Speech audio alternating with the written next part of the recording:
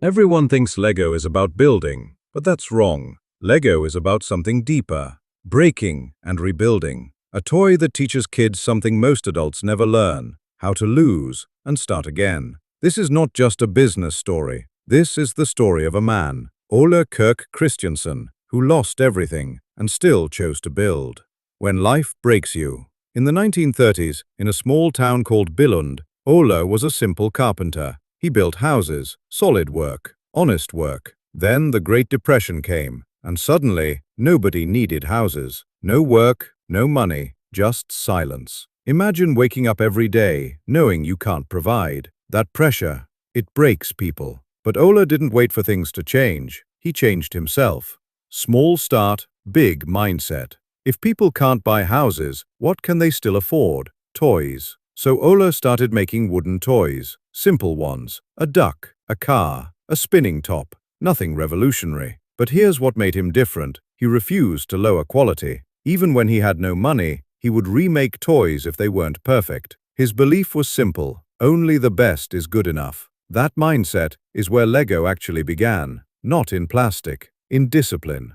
The night everything ended. Then came the night. That should have ended everything. A fire broke out. His entire workshop burned down. Years of work, gone. Think about that moment. You're already struggling, and now even your tools are gone. Most people would say, "That's it, I tried." But Ole didn't. He looked at the ashes and made a decision most people never make. I will build again. Not the same, bigger. The risk no one believed. After World War II, a strange new material entered the world: plastic. At that time, people hated it. Cheap, weak, untrustworthy. But Ole saw something others didn't: potential. In 1949, Lego introduced plastic bricks. And guess what? They failed. No one wanted them. Kids preferred wooden toys. Sales were low. The company struggled again. The shift that changed everything. Then came the turning point. Not a big marketing campaign, not luck, a design change. In 1958, Lego improved the brick system. Now bricks didn't just stack, they locked. Perfect grip, endless combinations. This changed everything, because now Lego wasn't selling toys, they were selling imagination. A system where you build, it falls, you rebuild better, again and again.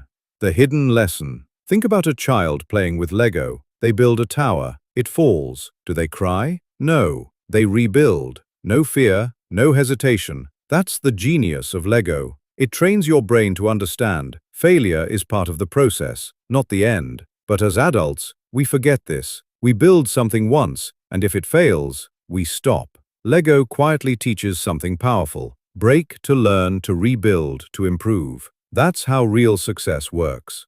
From failure to global power. From a small workshop in Billund, Lego became a global empire, sold in over 100 countries, loved by millions. But the real product was never plastic. It was resilience. Lego is not just a toy, it's a mindset, a reminder that things will break, plans will fail, life will hit you, but you can always rebuild.